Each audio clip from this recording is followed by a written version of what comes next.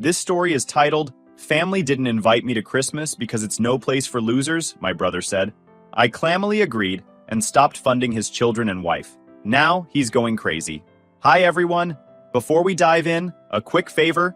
If you enjoy content like this, please hit the subscribe button. It's free, supports the channel, and make sure you never miss out on amazing videos. Alright, let's get started. Hey Reddit. This happened on Christmas last year, and honestly, not so long ago this story had a closure. I, 33 male, had the whole thing planned out.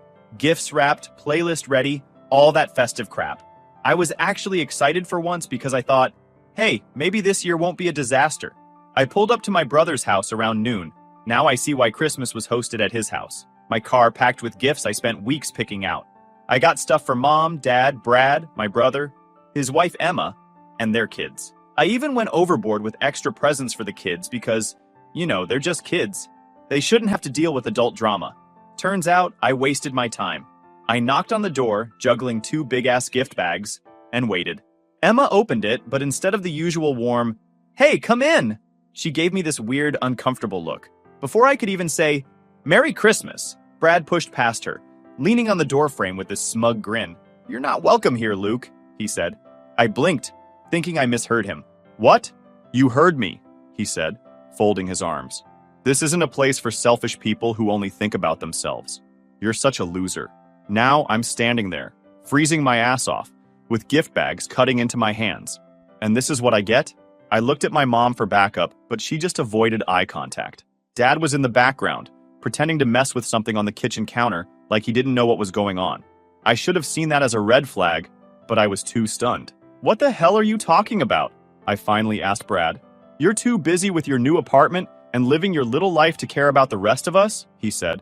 "You're not pulling your weight anymore, and we're all sick of it." I was speechless. Not pulling my weight? Are you kidding me? I've been bailing Brad out of his messes for years. I paid for his rent when he almost got evicted. I covered his kids' school fees. Hell, I even helped with their damn car payments once. But now I'm selfish because I bought myself a place to live? Make it make sense. And the worst part? My parents just stood there. Mom looked like she wanted to say something but didn't. And Dad wouldn't even look at me. Brad, meanwhile, was eating this up, standing there with that smug look like he was the king of the damn house. Something inside me snapped. I wasn't going to beg to be let into Brad's house. Screw that. I dropped the bags right there on the porch, looked Brad dead in the eye, and said, "You know what? Fine. Enjoy your Christmas. Don't expect to hear from me again." Then I turned around, got in my car, and drove off. No yelling, no arguing, just done. But as I drove home, the anger started bubbling up. Not just at Brad. He's always been an entitled jerk, but at my parents too. They stood there and let him treat me like garbage. They didn't defend me. Hell, they didn't even question him. It was like they'd already decided I was the bad guy. When I got home, I sat in the car for a while, just staring at the dashboard. The bags of gifts were still in the back seat, and seeing them made me even angrier. I spent weeks picking out thoughtful, personal gifts for each of them. And for what? To be told I'm not welcome because I dared to prioritize myself for once? The more I thought about it, the more I realized this wasn't new. Brad had always been the golden boy. He could screw up, fail, or flat out mooch, and my parents would bend over backward to excuse him. Meanwhile, I was expected to be the responsible one, the successful one, and I didn't mind helping at first. I love my nieces and nephews, and I wanted to make sure they had what they needed. But somewhere along the way, it stopped being about helping, and started being about expectations. Like, because I helped once, I was now obligated to do it forever. And buying an apartment? Apparently that was my crime. Never mind that I worked my ass off to save up for it while still supporting Brad's family. Never mind that it's a 1-bedroom in a not great part of town, because it's all I could afford. To them, it's proof that I'm selfish. By the time I got inside, I was seething. I grabbed a drink, sat on the couch, and thought about how to handle this. A part of me wanted to text my mom and demand an explanation. Another part wanted to drive back and shove the gifts down Brad's throat. But mostly, I just felt done. Like I'd reached my limit with all of them. I spent Christmas alone that year. And yeah, it sucked at first. I tried to distract myself with movies and takeout, but it wasn't the same. Still, by the end of the night, I felt, okay, better even. For the first time in years, I wasn't stressing about Brad's bills or trying to keep my parents happy. I was just me. And you know what? That felt like a gift in itself. 2 days after Christmas, I was just starting to enjoy the peace and quiet. No texts from Brad, no guilt-tripping calls from Mom, no weird passive-aggressive messages from Emma. It was like I'd been given a break from a toxic job I didn't even know I'd signed up for. Then my phone buzzed with a message from Mom. "We need to talk. Please meet us." I stared at it for a while. A part of me wanted to delete it and keep going with my new, stress-free life. But another part, maybe the part that still wanted answers, decided to see what they had to say. So I agreed to meet them at a local diner. I showed up late on purpose. If they wanted to talk to me so badly, they could wait a little. When I got there, Mom was already sitting at a booth with Dad, both of them looking tense. The second I slid into the seat across from them, Mom started. "We didn't mean for things to get so out of hand," she said, her voice soft like that would magically make everything better. "Brad was just emotional." I raised an eyebrow. "Emotional? Is that what you call kicking me out of Christmas?" Dad sighed, rubbing his temple like this was exhausting for him. "Look, Luke, we didn't agree with everything Brad said, but you let him say it," I cut in. "You didn't stop him. You didn't defend me. You just stood there." That shut them up for a second. Mom fiddled with her coffee mug while Dad looked out the window, like he was hoping a tornado would sweep him away. Finally, Mom said, "It's not that simple." "Really?" I leaned back, crossing my arms. "Explain it to me then. Make it simple." Mom took a deep breath, like she was trying to gear up for a tough conversation. "It's just, you've changed, Luke. You bought that apartment, and it's like your priorities shifted. You used to be so supportive of the family, always helping out when Brad needed it. But now?" She trailed off, not finishing the sentence, but I got the point. "But now what?" I pressed. "I'm selfish because I finally did something for myself? Because I stopped handing over money every time Brad screws up?" Mom winced. "It's not about the money. It's always about the money," I shot back. "Brad's the one who made it about that. I've been helping him for years, and suddenly I'm the bad guy because I decided to keep some of my paycheck. Give me a break." Dad finally spoke up, his tone annoyingly calm, like he was trying to mediate. "We're not saying you're a bad guy, Luke, but Brad's had a rough couple of years. You know how hard it's been for him to keep a job." "Yeah, because he doesn't try to keep one," I snapped. "He hops from gig to gig, blows through whatever money he makes, and then comes crying to me. And you guys just let it happen." "That's not fair," Mom said, defensive now. "He's doing his best. He's got a family to take care of." "And whose fault is that?" I countered. "Not mine. He chose to have kids. He chose to get married. But somehow, I'm the one paying for it?" Mom's face flushed, and I could tell she was getting upset. "Families help each other, Luke. That's what we do." "No, that's what I do," I corrected her. "All I've ever done is help. I've bailed him out of more problems than I can count, and you've stood by and let him use me. Now you're mad because I finally said no?" "We're not mad," Dad said, but I could hear the edge in his voice. "We're disappointed. You've always been the responsible one, Luke. We thought you'd understand that Brad needs support right now." I couldn't believe what I was hearing. "Support? He needs a reality check. You think I don't notice how you guys treat him like he's a saint while I'm just the wallet? You didn't even question him when he kicked me out of Christmas. You just went along with it." Mom started to say something, but I wasn't done. "And what about my apartment? Why is that such a big deal? I bought a place to live. Big whoop. It's not like I bought a mansion or something. But suddenly, I'm selfish? Because I spent my money on myself?" Mom sighed heavily, looking more annoyed than apologetic. "It's not about the apartment itself. It's about what it represents. You've always been there for us, for Brad. But now it feels like you're pulling away." I shook my head, laughing bitterly. "You know what? Maybe I am pulling away. Maybe I'm sick of being treated like I owe everyone something. I worked hard for that apartment. I earned it. And I'm not going to apologize for wanting something for myself." Dad tried to play peacemaker again. "We're not asking you to apologize, Luke. We just want you to understand that Brad's family is struggling, and they need your help." "No, they need your help," I shot back. "I've done more than enough for them. If you're so worried about Brad, you help him. I'm out." Mom's expression hardened, like she was finally tired of arguing. "Fine," she said quietly. "If that's how you feel." "It is," I said, standing up. "And I'm done feeling guilty about it. Enjoy your golden child." I tossed a few bucks on the table to cover my coffee and walked out without looking back. I didn't care if they called after me. I didn't care if they sat there stewing. I was done. After that talk with my parents, I was completely done. Like, there wasn't even a shred of doubt left in me. It's one thing to feel unappreciated. It's another to have your entire family gaslight you into thinking you're the problem. The way they kept twisting everything to make Brad look like the victim, it was maddening. I didn't even need to think about it anymore. I decided then and there that I wasn't just stepping back. I was cutting ties completely. That night, I sat down with my phone and wrote out a text. It wasn't long or emotional, just straight to the point. "I'm done. don't ask me for anything ever again. Then I hit send to the group chat with my parents, Brad and Emma, and immediately blocked all of them. I won't lie, it felt weird at first. Cutting off your family isn't exactly something you prepare for. There's this lingering voice in the back of your head that keeps asking, am I overreacting? Should I try harder to fix things? But every time I started second-guessing myself, I'd remember Christmas.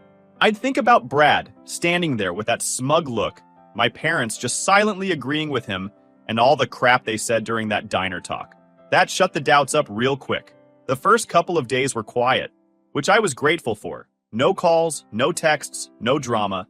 For the first time in forever, I didn't have to worry about anyone dumping their problems on me. It was like I was finally getting my own life back. But of course, it didn't last.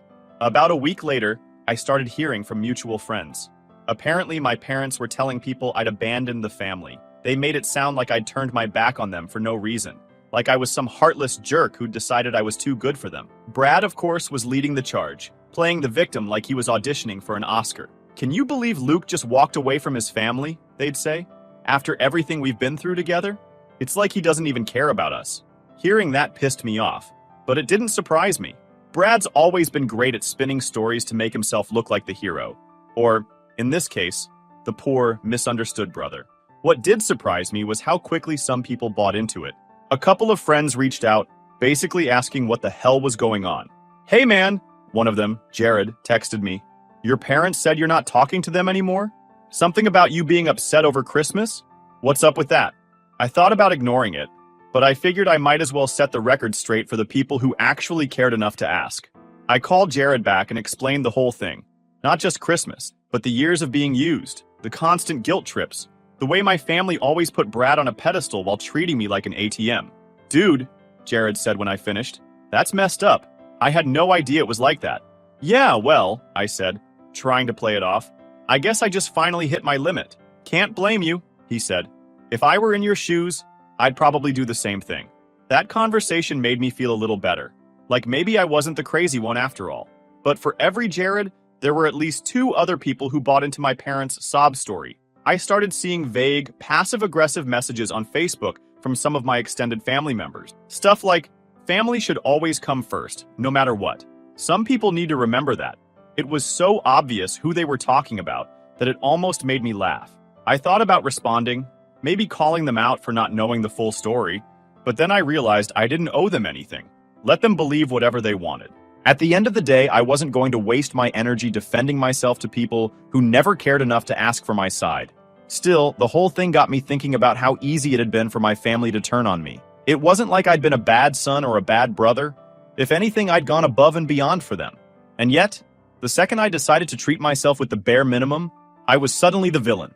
It's crazy how quickly people show their true colors when you stop giving them what they want. I'd be lying if I said I didn't miss the idea of family. There were moments when I'd see something funny or hear some news and instinctively think, oh, I should tell mom about this, only to remember that I wasn't talking to her anymore. It's not like I was some cold-hearted robot who didn't care, but I knew going back would just drag me into the same old cycle, and I wasn't willing to do that. What made it even harder was that I genuinely liked Emma and the kids. Emma had always been nice to me, and the kids were innocent in all of this. But at the same time, I couldn't keep pretending everything was fine just because of them.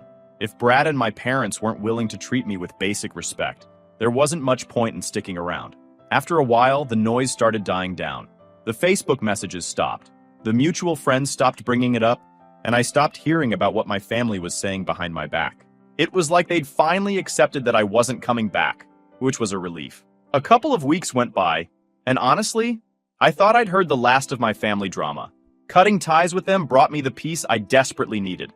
I wasn't waking up to guilt-tripping texts from mom, I wasn't dealing with Brad's endless demands, and I wasn't carrying the weight of everyone else's problems. For the first time in forever, I felt free.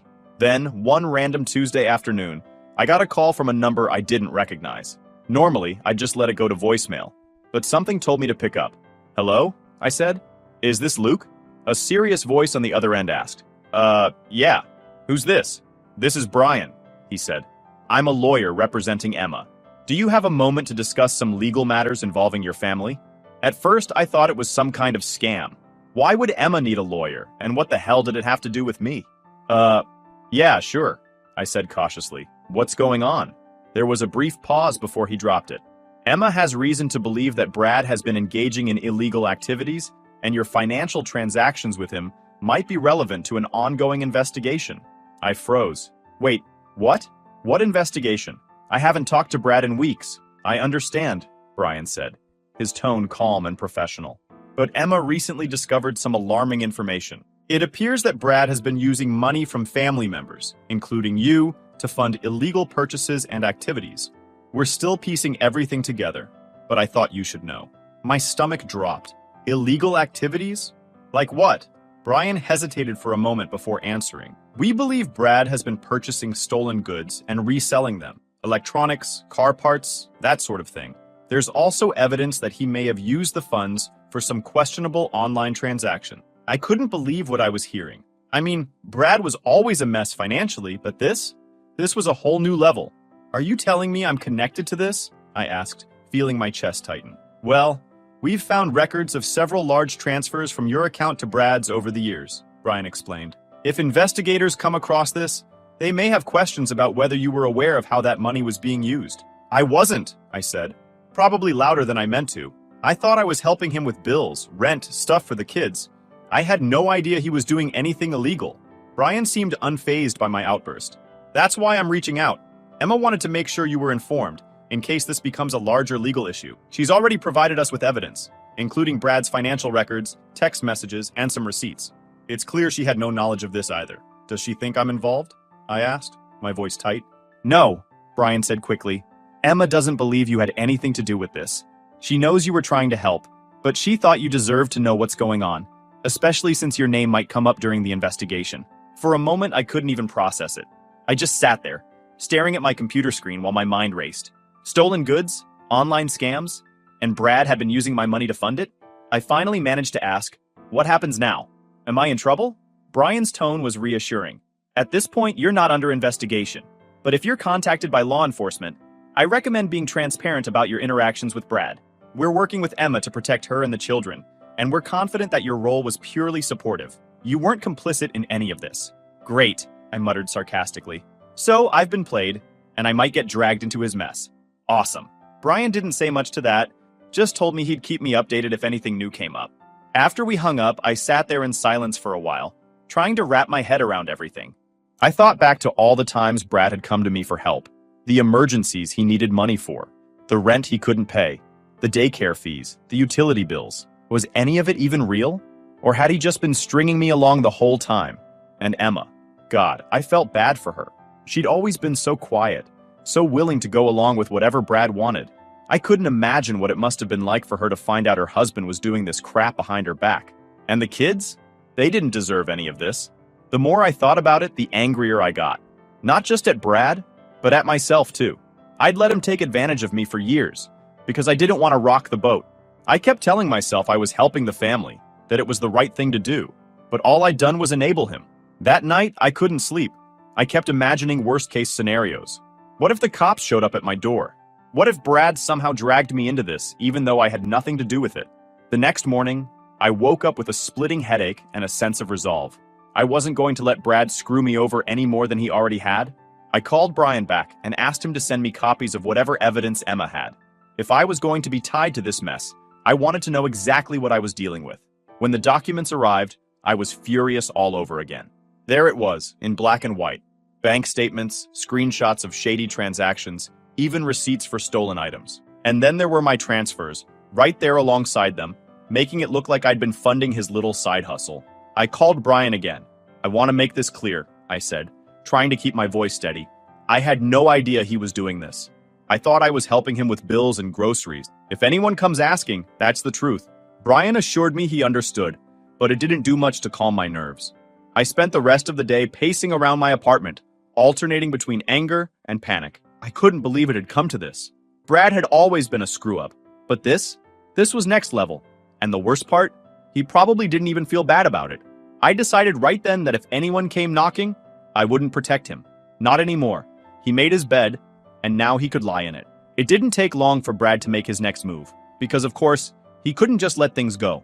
One morning, a few days after I'd spoken to Emma's lawyer, I was in the middle of my work-from-home routine when someone started banging on my front door. Not knocking, banging.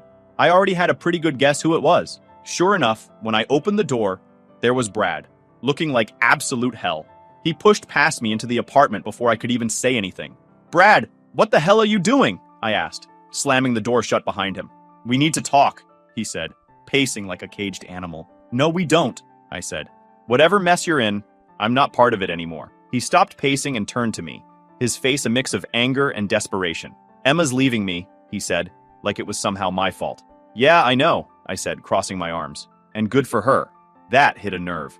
His face went red, and he clenched his fists like he was ready to start throwing punches. "What the hell is your problem, Luke? She's my wife. She's supposed to stand by me." I let out a bitter laugh. "Stand by you while you're buying stolen crap and dragging her and the kids into your mess? Yeah, no, I think she's making the right call." Brad's jaw tightened. "She's been talking to you, hasn't she? Filling your head with lies?" I rolled my eyes. "Brad, she didn't have to tell me anything. Your own actions are screwing you over. You can't blame me or Emma for that." He started pacing again, running his hands through his hair. "You don't get it, man. She's talking about lawyers and custody and all this legal crap. And now I've got cops sniffing around because of some stupid mix-up with a few transactions." "Mix-up?" I interrupted. "You mean the illegal crap you've been doing for who knows how long?" "That's not a mix-up, Brad. That's you being a selfish idiot. Now it's clear who the loser is." He glared at me, but I could see the fear behind his anger. "You don't know what it's like, Luke. Trying to keep a family together. Trying to make ends meet." "Don't even start," I cut him off. "I've been helping you make ends meet for years. I've done everything I could to make sure your family was taken care of. And this is what you did with it? So don't stand there and act like I'm the one who doesn't get it." For a moment, Brad looked like he was going to argue, but then he slumped into one of my kitchen chairs, his head in his hands. "I didn't mean for it to get this bad," he muttered. I thought I could fix everything." "Fix everything?" I said, incredulous. "You've made it worse for everyone. Emma's leaving, the cops are involved, and you've probably burned every bridge you had. And for what? A quick buck?" He didn't answer. He just sat there, staring at the table like it held the answers to all his problems. Finally, he said, "You're my brother, Luke. Can't you help me one last time?" I laughed, and not in a nice way. "One last time? You've been saying that for years, Brad. Every time you screw up, it's just one last time. Well, guess what? This time, I'm done. You're on your own." He looked up at me, his eyes wide with disbelief. "You don't mean that." "Oh, I do," I said firmly. "I meant it when I told you and everyone else I was done. I've spent years cleaning up your messes, and all it's gotten me is a front row seat to this train wreck. So no, I'm not helping you. Not with this. Not ever again." Brad jumped to his feet, his chair scraping loudly against the floor. "Fine," he snapped. "If you want to abandon your own family, go ahead. But don't come crying to me when you need something." I raised an eyebrow. "When have I ever needed anything from you? Seriously, name one time." He opened his mouth like he had a response ready, but nothing came out. After a few seconds, he just stormed past me to the door. "Screw you, Luke," he said over his shoulder before slamming the door behind him. I stood there for a moment, letting the silence settle. My heart was racing, and my hands were shaking a little, but I didn't feel bad. If anything, I felt relieved. Brad could try to guilt-trip me all he wanted, but I wasn't falling for it anymore. That evening, I sat down and thought about everything he'd said. The whole "you're my brother" argument kept replaying in my head, but it didn't hit the way it used to. I used to feel obligated to help him because he was family. I'd tell myself it was my duty, that I couldn't just let him fail. But now I realized that being family didn't mean letting someone walk all over you. Brad had made his choices. He chose to lie, to get involved in illegal crap, and now he was dealing with the consequences. It wasn't my job to fix his life.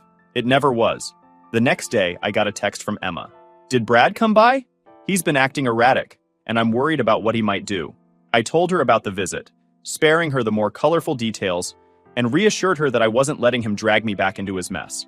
She thanked me and said she was taking steps to protect herself and the kids. Hearing that made me feel better. At least someone was making smart decisions in all of this. Brad, on the other hand, was spiraling, and there wasn't much anyone could do about it, least of all me. When I got a text from Emma a couple of weeks later, I wasn't totally shocked. It was a simple message. "Hey, can we talk? I need your help." At first, I wasn't sure if I wanted to get involved. I mean, I'd finally managed to cut Brad off, and even though Emma and I had always gotten along, she was still part of that mess. But something about her tone, or maybe just the fact that I still felt bad for her and the kids, made me agree to meet her. We met at a quiet coffee shop on a weekday afternoon. She looked tired, like she hadn't slept in days. But there was a determination in her eyes that I hadn't seen before. It was like she'd reached her own breaking point and wasn't going to back down this time. "I'm leaving him," she said as soon as we sat down. No preamble, no small talk, just straight to the point. "Good," I said, nodding. "It's about time." She gave a weak smile, like she appreciated the support, but wasn't quite ready to celebrate yet. "I've been thinking about it for a while, but after everything that's come out, I can't stay anymore. Not for him, not for the kids. It's just too much." I didn't blame her. Staying with him would have been insane. "So what's the plan?" I asked. She hesitated, fidgeting with her coffee cup. "I've found a new place," she said finally. "It's small, but it's in a good neighborhood with decent schools. The kids deserve a fresh start, away from all of this." But I could already see where this was going. "But you need help to make it happen," I said. She nodded, looking embarrassed. "I hate to ask, Luke, especially after everything you've been through, but I'm stretched so thin right now.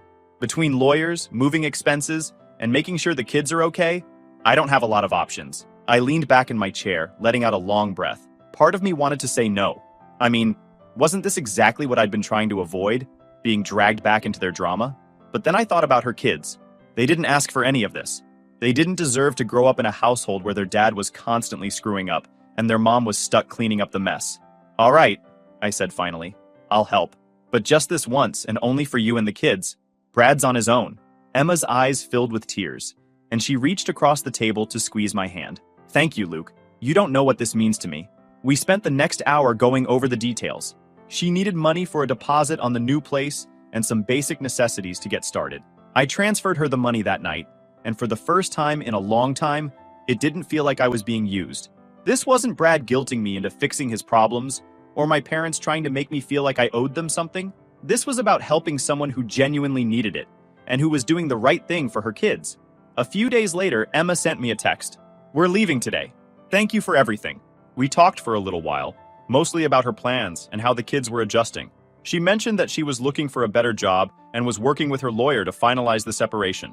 It sounded like she had a long road ahead, but at least she was on the right track. I still felt a little weird about helping her after cutting off the rest of the family, but I didn't regret it.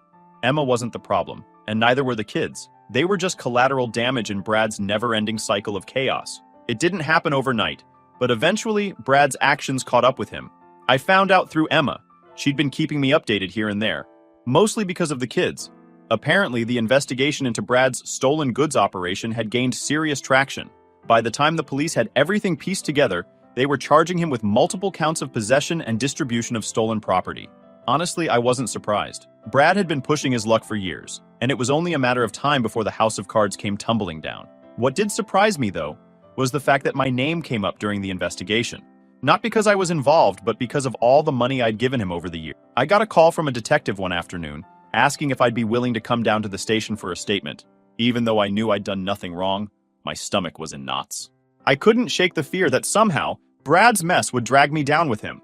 When I got to the station, I sat across from the detective in a tiny bare office. He asked me about the money I'd sent Brad, why I'd sent it, what it was for, if I'd known anything about what he was doing. I laid it all out for him. I thought I was helping him pay bills, take care of his kids, keep his family afloat.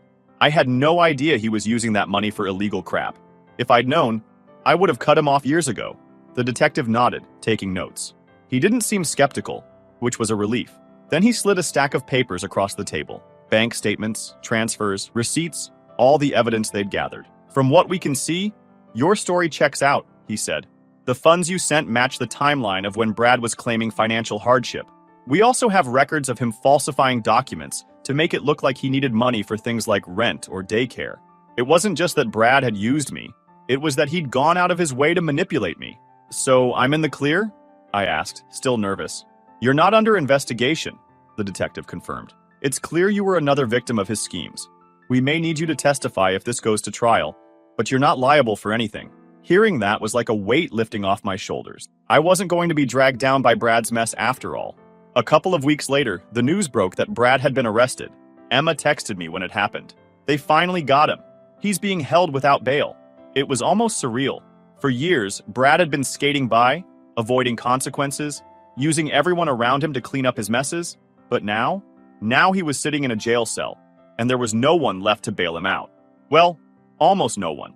About a week after Brad's arrest, I got a call from an unfamiliar number. I didn't answer, but they left a voicemail. It was my mom. "Luke," she said, her voice shaky, "please call us back. It's about Brad. He's in serious trouble, and we need your help." I rolled my eyes and deleted the voicemail. I should have known they'd come crawling back the moment things got tough. The next day, there was another voicemail, this time from my dad. "Son, I know you're upset with us, but Brad is still your brother. He made mistakes, sure, but he needs us now more than ever. Please call us back." I ignored that one too. Then came the texts. Mom was practically begging me to step in, saying things like, "You know Brad's not a bad person at heart. He just got mixed up with the wrong people. We can fix this if we work together." Dad's messages were more guilt-trippy. "Do you really want your brother to rot in jail? Family doesn't turn their back on each other." At first, I was furious. How could they still defend him after everything he'd done? After he'd lied, stolen, and dragged my name through the mud? But the more I thought about it, the more I realized it was just who they were.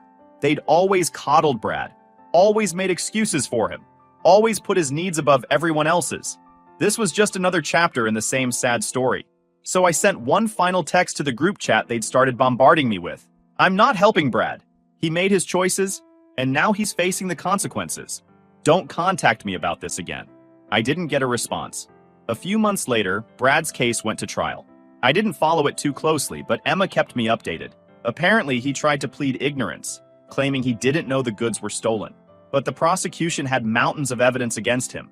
Bank records, text messages, even a couple of recorded phone calls. He didn't stand a chance. He was sentenced to several years in prison, with no possibility of parole for at least half that time. Emma told me he cried in court when the verdict was read, but I didn't feel sorry for him. He'd had every opportunity to turn his life around, and he'd wasted all of them. As for me, life moved on. Emma and the kids were doing well in their new house. She found a steady job and was finally starting to feel secure again. Every now and then, she'd send me a text or a picture of the kids, just to let me know they were okay. My parents tried reaching out a few more times, but I ignored them. I'd made my decision, and I wasn't going to let them guilt me into reopening that door. They'd chosen their favorite, and now they were stuck with him. It's been over a year now since I last spoke to any of them. And honestly, I don't miss it. My life is quieter, calmer, and so much better without the constant drama. Cutting them off was the hardest thing I've ever done, but it was also the best decision I ever made. Brad's still in prison, my parents are probably still stewing about how ungrateful I am, and I'm over here living my life. And you know what? I'm perfectly fine with that.